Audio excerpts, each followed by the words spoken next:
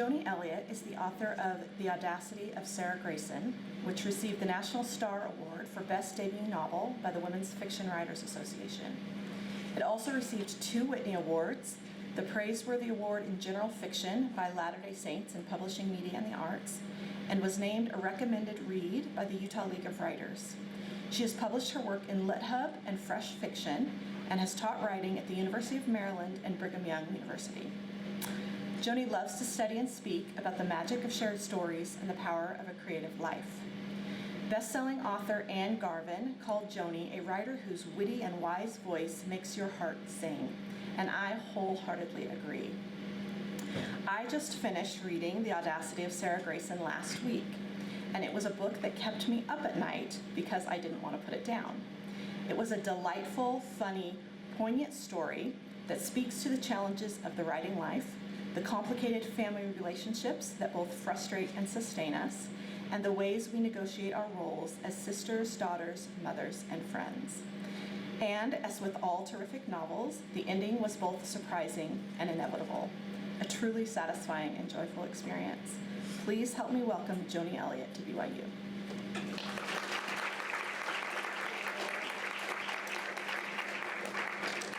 Thank you, Rebecca. That was so lovely. I'm grateful for that introduction, and thank you, BYU, for inviting me here.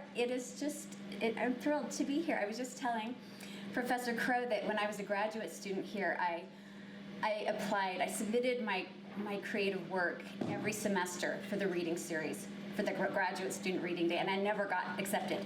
And so I finally got picked. So I'm here, finally. So you just hold out hope for 38 years, and your time will come. No, 20 years. All right, I feel like it's important for me to begin with my deepest apologies for an unspoken rule in writing. So if I may bring your attention to the screen here, if you'll take a look at these wonderful writers that I'm so proud to be associated with today.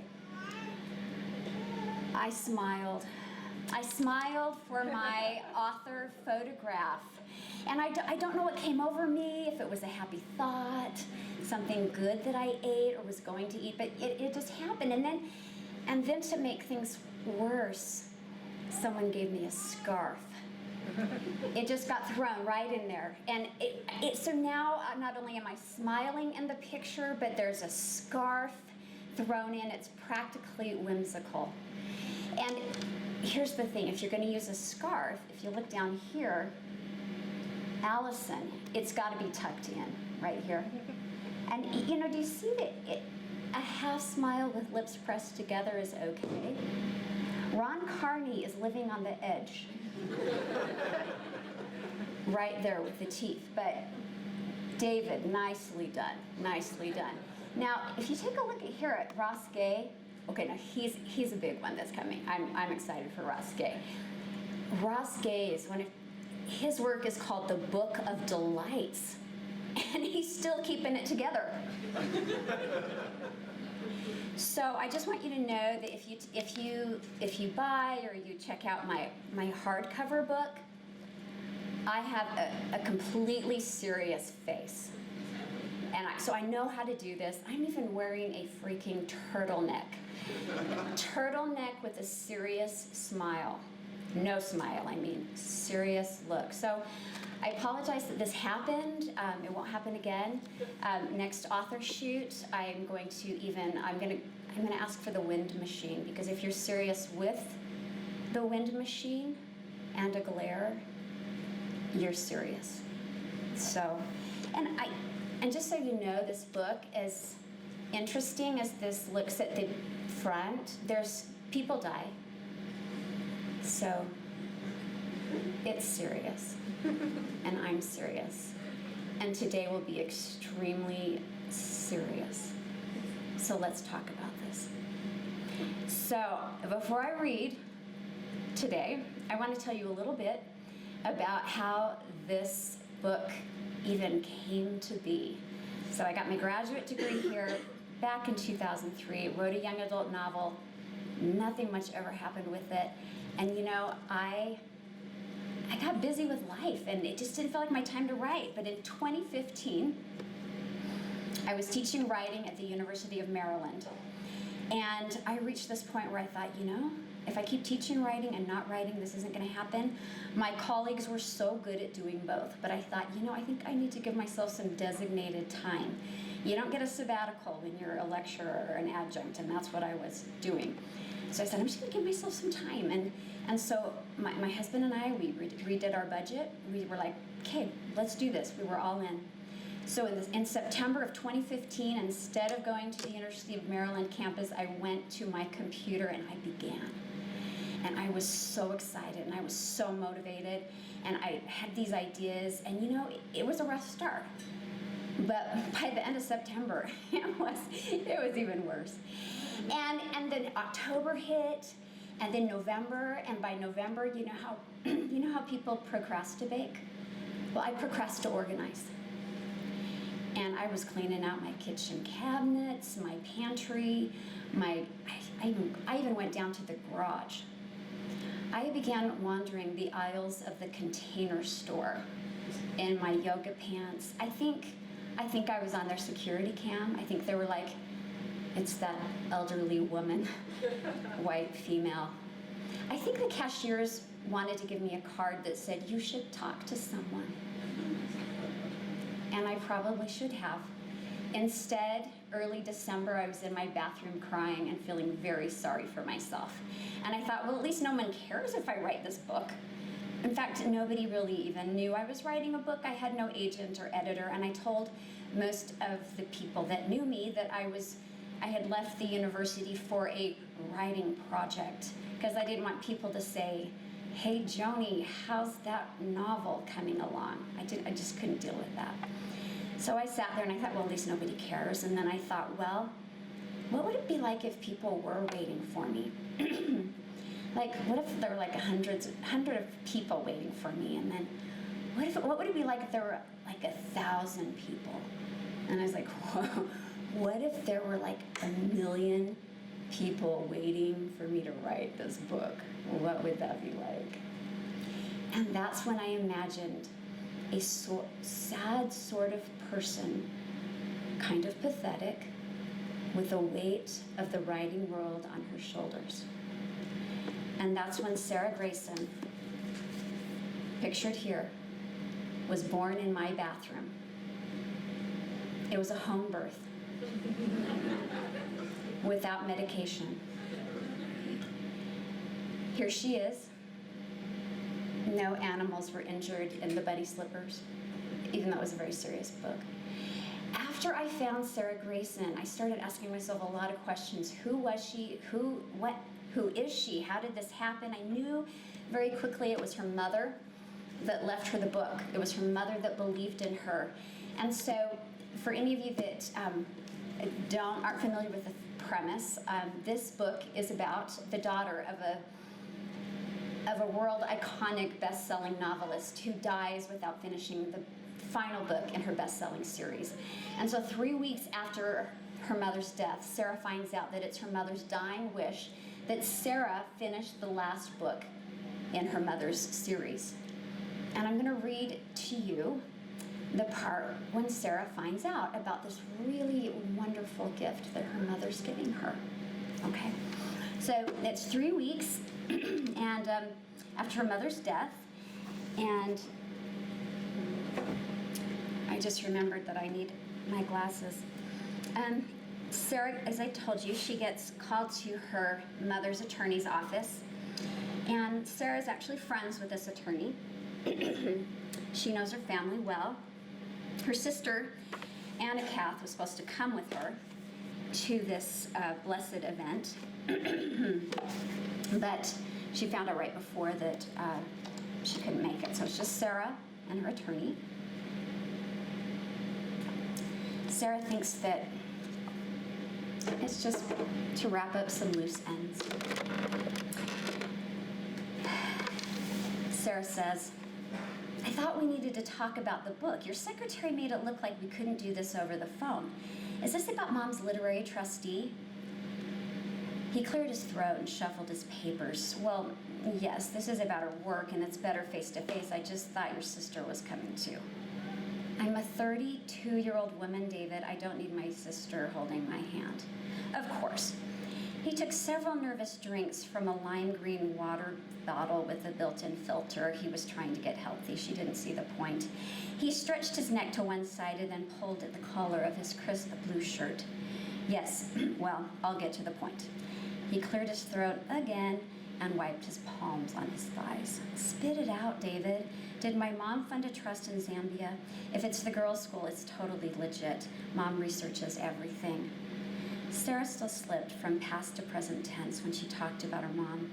That familiar ache pressed against her stomach. David put his glasses on and took them off again, rubbing the bridge of his nose. No, this isn't about Zambia.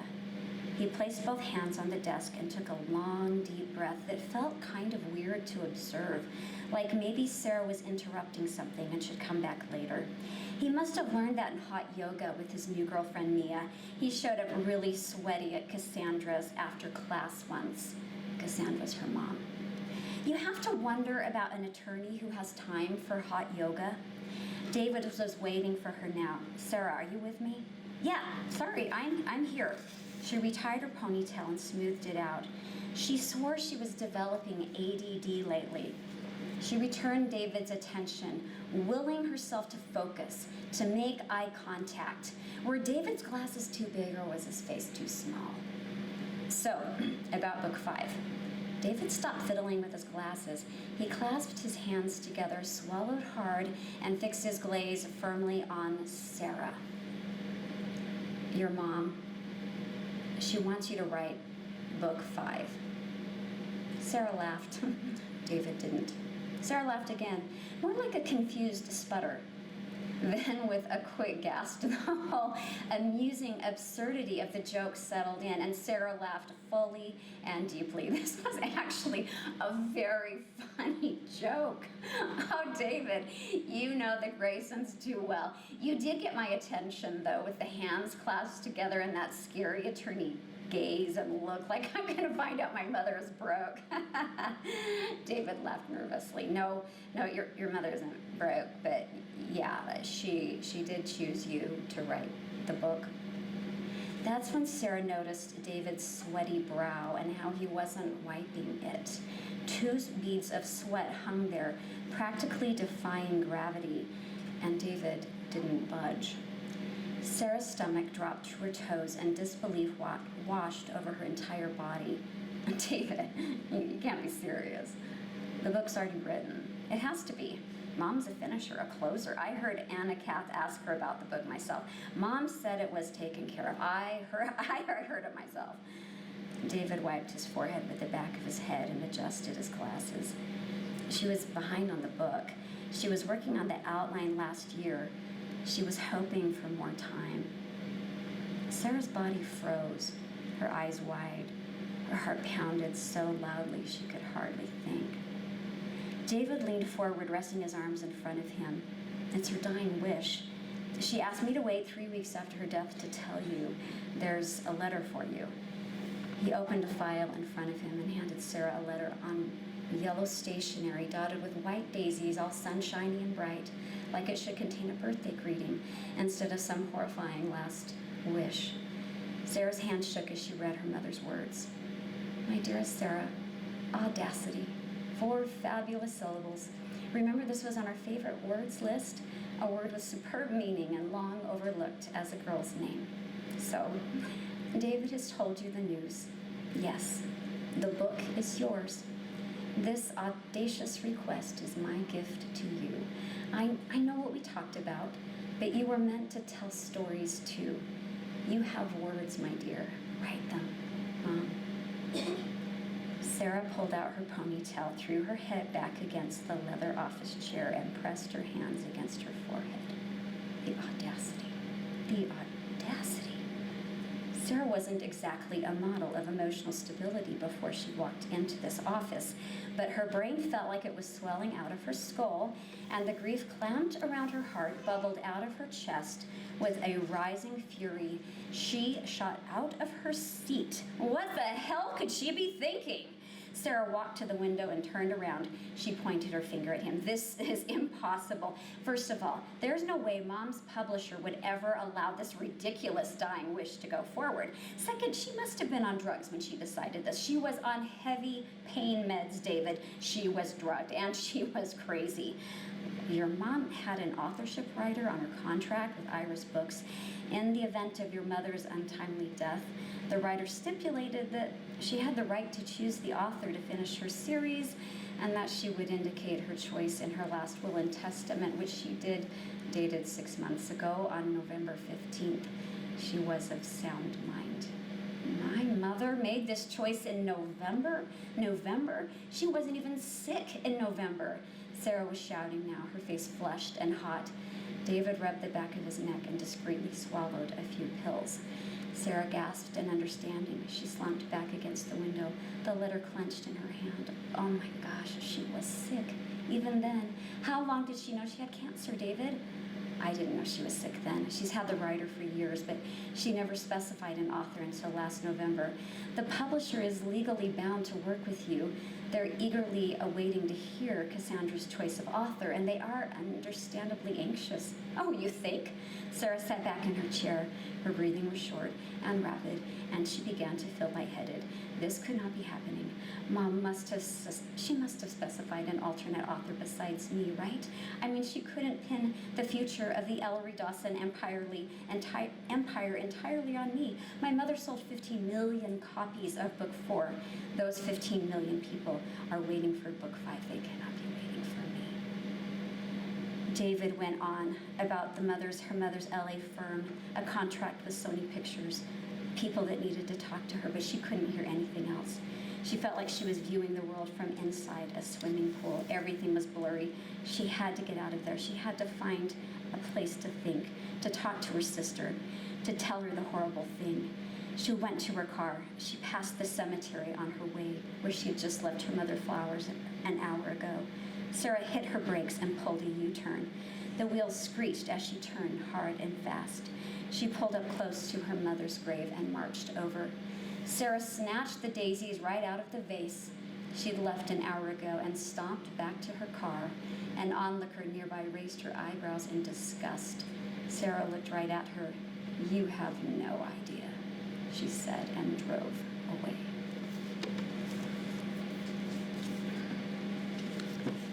So Sarah has some writing to do.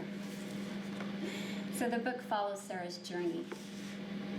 She initially refuses to write the book, but if you read the rest of the story, it follows what happens and her stumbling into some family secret she was never supposed to know about, and her journey trying to fulfill her mother's wish. The second reading I would like to do from you is from my next book, which I don't have a release date yet, but I'm hoping it's about a year from now. And it's called The Best Worst Life of Magnolia Wade. And it asks the question, what happens if you suddenly become famous for the worst performance of your life? What happens if everybody wants to celebrate it and throw parties for it and beg you to say your terrible lines? What happens if you suddenly become famous because you royally sucked? That's the best worst life of Magnolia Wade. And so Maggie, she is a recently promoted head of school at Foxcrest, a private all-girls school outside of Washington, D.C. for exceptional girls becoming exceptional women. She prides herself in understanding what each girl needs to reach her highest potential, except her teen daughter, Rose, who spends every spare minute making TikTok videos about old movies, climate change, and Maggie's poor single parenting. But Maggie has a secret. 20 years ago, she made an ultra-low-budget film. It was filmed in Park City, Utah. It was a film that was so bad it went straight to VHS and was completely forgotten about. That was 21 years ago, but unbeknownst to Maggie, it has resurfaced as a worldwide cult phenomenon. She made it under a stage name Delilah Dane. No one even knows about it except for her sister. And her daughter certainly doesn't know about it, even though her daughter's an aspiring filmmaker. She was an alien princess. She's forgotten all about it. Until the spring fundraiser gala at her private school. And she's needing a great costume in a pinch and decides to just show up as an alien princess, like anyone would ever know about this. So she accidentally outs herself and finds out that this movie has made a comeback, and she's horrified because she has secrets wrapped up with that whole thing. And it's obviously embarrassing because the board and parents of the Fox Crest School want to see their head of school appearing at the Congressional Country Club, not the San Diego Comic-Con. She ends up getting named to be top 10 sexy aliens you'd like to be trapped in a spaceship with. Are you catching the vibe? So I'm going to read you just a little bit of this. I'm having a lot of fun with it. So there's an opening to this before the story gets started. And I'll read you a little bit of just the beginning. Part 1. Can the Holy Freaking Bad Turn Good? By Justin Bador, staff writer at The Atlantic. Enough already, I did it. I watched Alien Storm, okay? Only I took it a step further. I attended an actual screening of the film Saturday night at the Argo Theater in Washington, D.C. I wanted to understand what could possibly convince the New York Times to name this film the best worst movie ever made. Well, here's the first thing you should know. It's bad. Actually, it's more than bad. It's awful. Spectacularly awful. So awful it's strangely captivating. Like a freeway collision you can't turn away from, except this one lasts for exactly 97 minutes. Here's the thing. While so many poor Hollywood films are a complete waste of time, there's something about this movie's all-around ineptitude that I find gleefully absorbing. The plot is simple. The planet Zoc sends one of its own, the likable young Boone, to Earth to obtain botanical samples when he is discovered by the small-town Bartlett High football team. When the team captain realizes that Boone's presence enhances their physical strength, the team decides to detain him for the next 3 weeks, just until their championship game. This perilous decision leads to an alien storm of epic proportions. It's extraordinary to see a film fail in every possible measure. The deplorable special effects, awkward dialogue, dreadful acting, and yet the magic seems to lie in the fact that the efforts from the cast and crew appear to be entirely genuine. In fact, that's the secret of a best worst film. It has to be. You can't fake this stuff. You have to sincerely try. This slice of failed art had humble beginnings.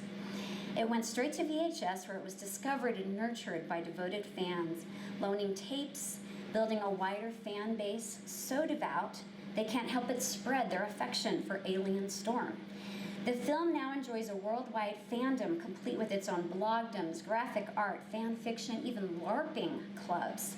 So while the film first landed in the holy freaking bad section of a Blockbuster video store, its destiny has become something much greater than home video hell. Many of the screenings host a live Q&A after the film, with some of the original cast members in attendance, which makes the high cost of a live ticket worth every penny. So far, every cast member has made an appearance except for the star of the film, the alien princess Pharaoh. In fact, there is still no sign of the missing actor, who has somehow eluded fans under her stage name, Delilah Dane. Superfans have plenty of conflicting theories on who the missing Pharaoh is. a psychic in Milwaukee, a cheesemaker in Melbourne, for example. But they all agree on the answer to my final question. Can a film be so bad it's good? Buy your ticket to the latest screening of Alien Storm to find out. And Farrawan, wherever you are, the world is waiting for you. Roth Zok Shalah. My husband and I worked hard on finding a sign that wouldn't be offensive in other parts of the world. We think we're okay with this one. Chapter 1. Maggie swore on the lives of her mother, her dying cat, and Donnie Osmond that she would never eat another bite of bologna for as long as she lived. She forced her mouth into a pleasant smile as she sat next to the U.S. Secretary of State on the Fox Crest School's courtyard stage. How did the bologna even get there? How would someone manage to place it so innocently in the empty shelf beneath the podium? Obviously, Secret Service protocols failed to include a scan for lunch meat, but there it was. A ripped open package of Oscar Mayer beef bologna, only $3.50 at Safeway, and clearly visible from any stage seat. An index card was taped to the package, flashing one word: Yemen, the country, in bright red Sharpie, while the children's choir sang Michael Jackson's Heal the World. For the past 2 weeks, a bologna bandit had been striking random cars in the Fox Crest School's parking lot, slapping them with bologna and grievance messages written in easy cheese. The bandit was protesting the Secretary of State's abysmal response to the growing refugee crisis in Yemen, branding this failure bologna, and calling on Fox Crest to cancel the Secretary's visit to their school in support of the refugees. Faculty and parents whose cars had been hit were now angry at Maggie's failure to stop the bandit. Increasing aid to Yemen made sense. Canceling the Secretary's visit did not. Couldn't the students engage the Secretary in thoughtful dialogue during the planned Q&A? Wouldn't this be more productive than canceling her visit? Apparently, the bandit didn't think so. The bandit wanted to make a statement. So she did, on Maggie's car at home that morning.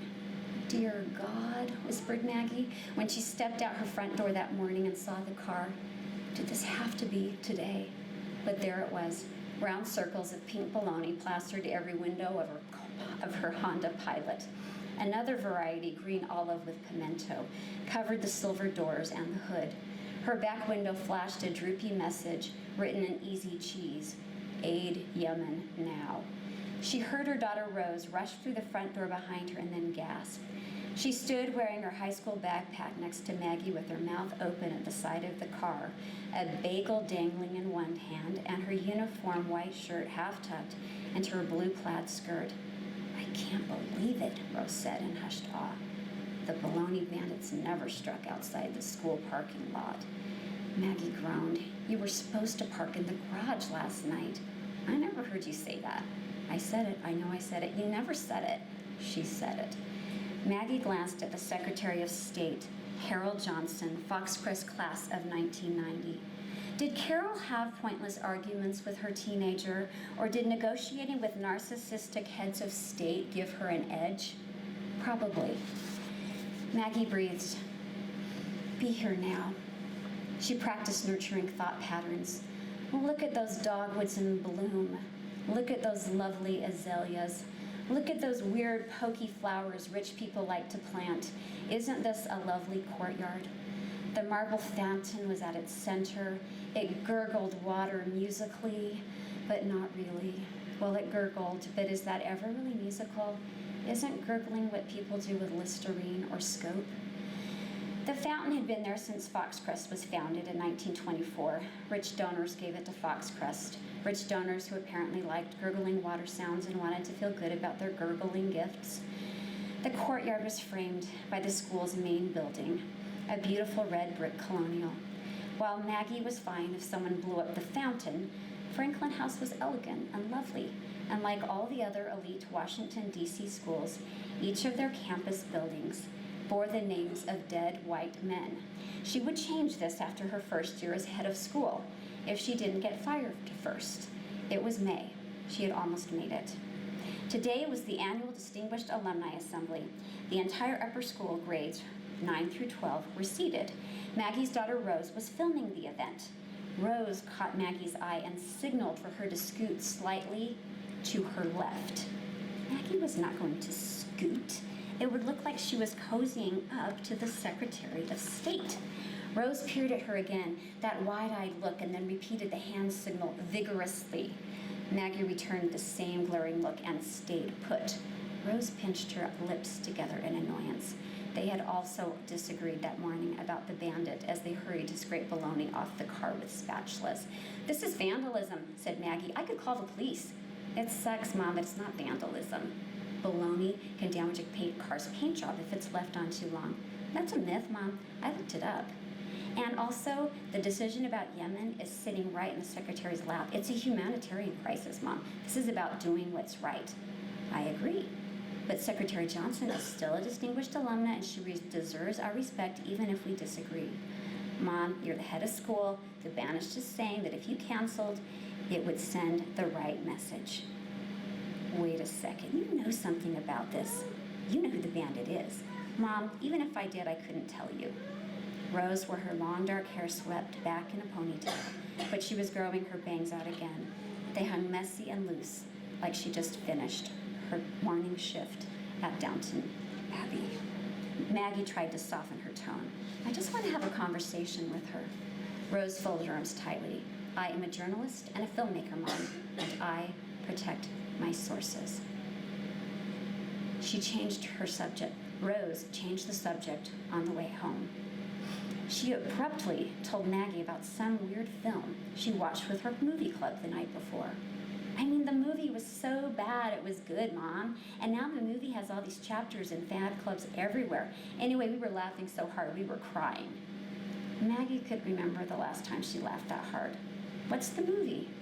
"Oh, you wouldn't know it, but I started to review a whole series of good, bad films on my YouTube channels.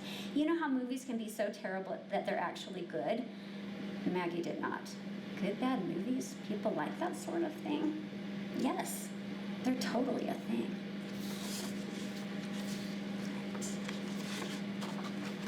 That is all I have for reading, and I understand we've got 9 minutes, it looks like, for some questions. So, yes.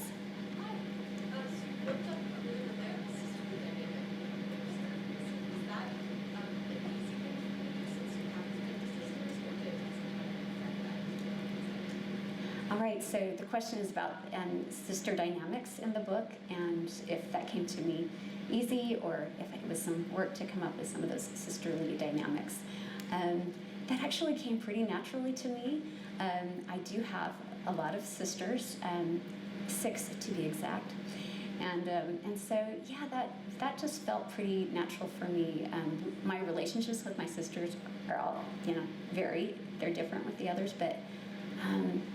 And my husband has all sisters too. I mean, I have a couple of brothers, but he has a lot of sisters. But yeah, and I'm fascinated with sister dynamics too, because they can be so different with each one. Some that you just feel so connected to, and I'm close to all my sisters, but we're all so different, and it's fascinating how we can all have this. We grew up in the same house, and yet have completely different experiences, right? And so that's an interesting thing for me to write about. I like doing it. Thanks for that question. Any other questions? Yes. And when you were having such a hard time with your writing after quitting teaching, was it the good idea of Sarah Grayson that kind of got you out of it and helped you write, or was there? Because is that what it takes? Is like a really good idea, or were there other things that helped you get back into your writing and like not have so many struggles with it? Okay, this is a really great question. Because first of all, I did need to find the good idea that got me motivated and excited. But I learned at the Container Store is not a good place to write a book. Who knew? I needed to find a much more discipline and I needed to learn to protect my time as a writer.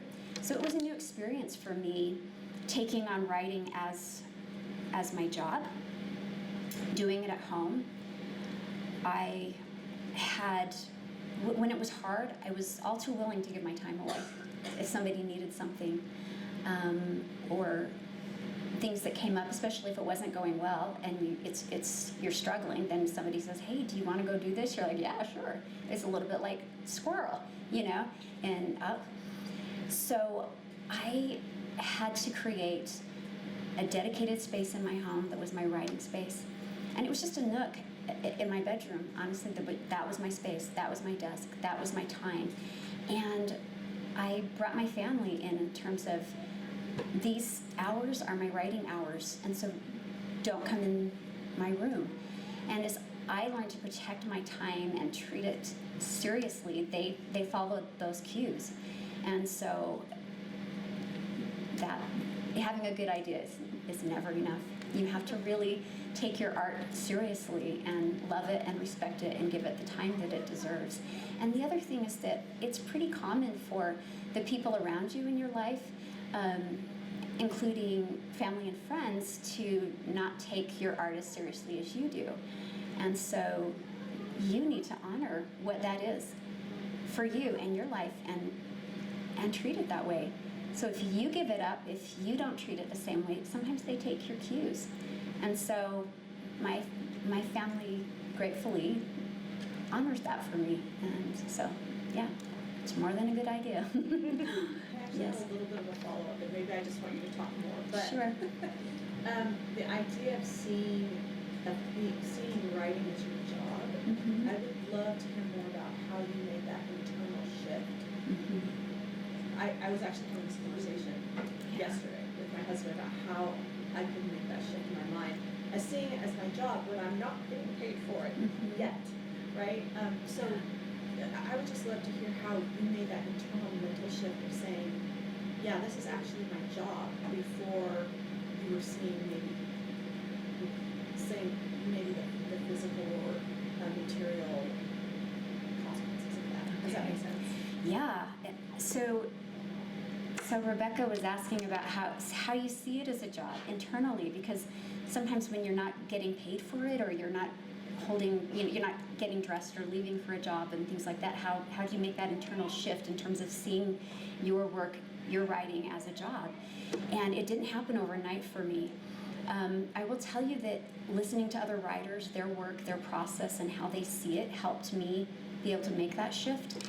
And there's one book in particular that helped me a lot, and it was Big Magic by Elizabeth Gilbert. I've read it twice now. The way she views her work it resonated with me, and it helped me to be able to see my work as my career. That it's a career, that you're a pro. You go pro before you have a contract or a paycheck. And I think we tend to think that we're not. We're not a professional writer until we have a contract or an agent or any of those things. And so